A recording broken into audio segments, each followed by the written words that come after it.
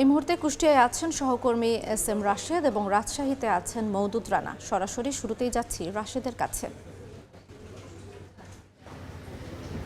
Milestone school and কলেজে যে দুর্ঘটনা ঘটে সেই দুর্ঘটনারই রজনী ইসলাম তিনি নিহত হন। তবে পরিবার সূত্রে আমরা জানতে পেরেছি যে রজনী ইসলামের দুই সন্তান, এক কন্যা সন্তান এবং একটা পুত্র সন্তান মাইলস্টোন স্কুল অ্যান্ড কলেজে পড়াশোনা করতেন।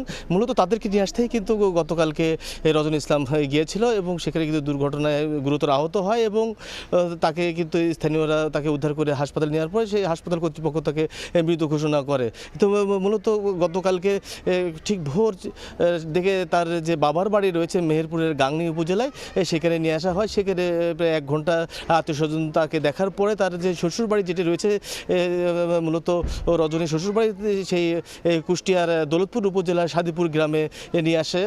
লাশ নিয়ে আসার পরে কিন্তু এখানে একটা হৃদয় বিদারক আসলে দৃশ্য দেখা যায় এবং গ্রামে কিন্তু সবাই শোকাচ্ছন্ন রয়েছে এবং তারা যারা এখানে স্থানীয় যারা আছে তারা জানায় যে মূলত রজনী এবং রজনীর যে পরিবার এখানে দানবীর হিসেবে তারা এখানে পরিচিত। মূলত রজনীর যে পরিবার তারা ঢাকায় তাদের গার্মেন্টসের শিল্প রয়েছে এবং এখানে অনেক লোক কর্মচারী কিন্তু তাদের গার্মেন্টসে কাজ করে এবং এখানে যে যারা সাধারণ মানুষ যারা আছে তারা মূলত রজনী এবং রজনীর পরিবারকে অনেক আগের থেকেই চেনে এবং তারা খুবই পরিচিত মুখ রয়েছে এখানে এবং এলাকায় কিন্তু শোকের মাতম রয়েছে এবং মূলত রজনীর যে দাফন কিন্তু সকাল 10টার মধ্যে সম্পন্ন হয় এবং এখানে সাদিপুরে যে কেন্দ্রীয় গোরস্থান রয়েছে সেখানেই রজনীর দাফন হয় এবং তার সন্তান এবং তার কন্যা সন্তান দুজনেই কিন্তু মাইলস্টোন স্কুল অ্যান্ড কলেজে পড়াশোনা করতেন।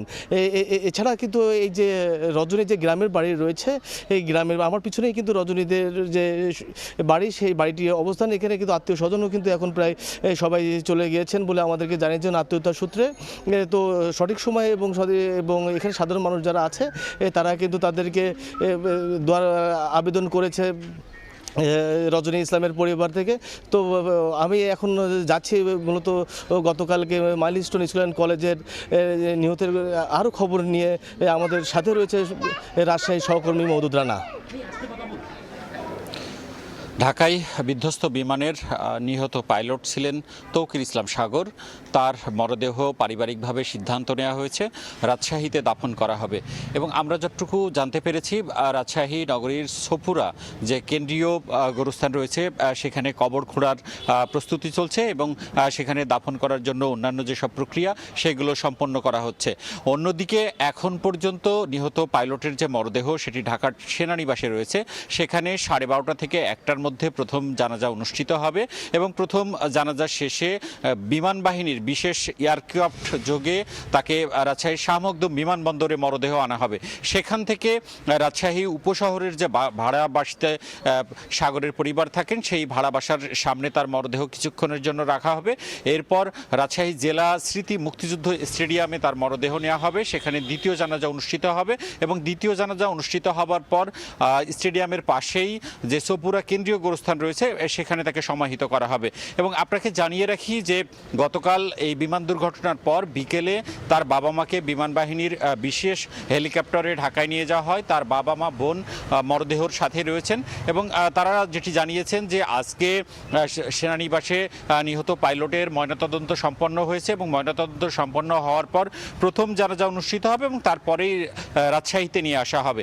আর আমরা এই মুহূর্তে রয়েছি নিহত পাইলটের যে ভাড়া বাসা রাজশাহীর উপশহরে, ঠিক সেখানে আমরা সকাল থেকে দেখছি যে তার আত্মীয় স্বজনের ভিড় বাড়ছে, তারা আসছেন এবং তার বন্ধু বান্ধব আত্মীয় স্বজন পরিচিতজন যারা রয়েছেন তারা খোঁজখবর নিচ্ছেন এবং একই সাথে মরদেহ দাফনের যে প্রস্তুতি সেটিও চলছে। এবং তার গ্রামের বাড়ি চাঁপাইনবাবগঞ্জে, আমরা পারিবারিকভাবে যেটি জানতে পেরেছি যে তার গ্রামের বাড়িতে সেভাবে কেউ থাকেন না, তার যে 4 চাচা এবং আত্মীয় স্বজন সবাই রাজশাহীতে থাকে, সে কারণে চাঁপাইনবাবগঞ্জে তাকে সমাহিত না করে রাজশাহীর ছোপুরা কেন্দ্রীয় গোরস্থানে আসলে তাকে সমাহিত করা হচ্ছে। এবং এই মৃত্যুর ঘটনাকে কেন্দ্র করে রাজশাহী এবং চাঁপাইনবাবগঞ্জ দুই জেলাতেই কিন্তু শোকের আবহ।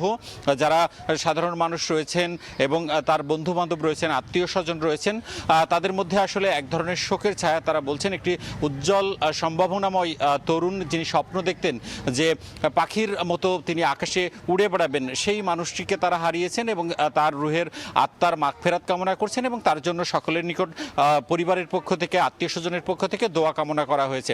এছাড়াও রাজশাহী এবং চাঁপাইনবাবগঞ্জের বিভিন্ন সামাজিক এবং বিভিন্ন সংগঠন তারা দোয়া মাহফিলের ব্যবস্থা করা হয়েছে এবং আজকে যেহেতু সারা দেশেই শোক এবং রাজশাহী জেলা প্রশাসনও কিন্তু তার যে শোক সেই শোক তারা পালন করছেন এবং একই সাথে বিভিন্ন সরকারি বেসরকারি অফিসে জাতীয় পতাকা অর্ধনিমিত করা হয়েছে এবং একই সাথে দোয়া মাহফিলের ব্যবস্থা করা হয়েছে। আসলে এই শোকাহত পরিবেশে সবাই নিহত পাইলটের আত্মার মাগফিরাত কামনা করছেন এবং তার জন্য দোয়া কামনা করছেন এবং একই সাথে যে নিহতের যে পরিবার তাদের সমবেদনা জানাচ্ছেন।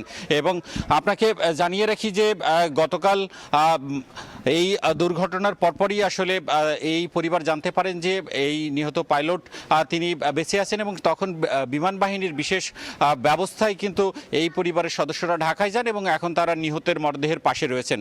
এই ছিল আমার কাছে রাজশাহী থেকে সর্বশেষ। আমরা সরাসরি যুক্ত ছিলাম রাজশাহী ও কুষ্টিয়া থেকে।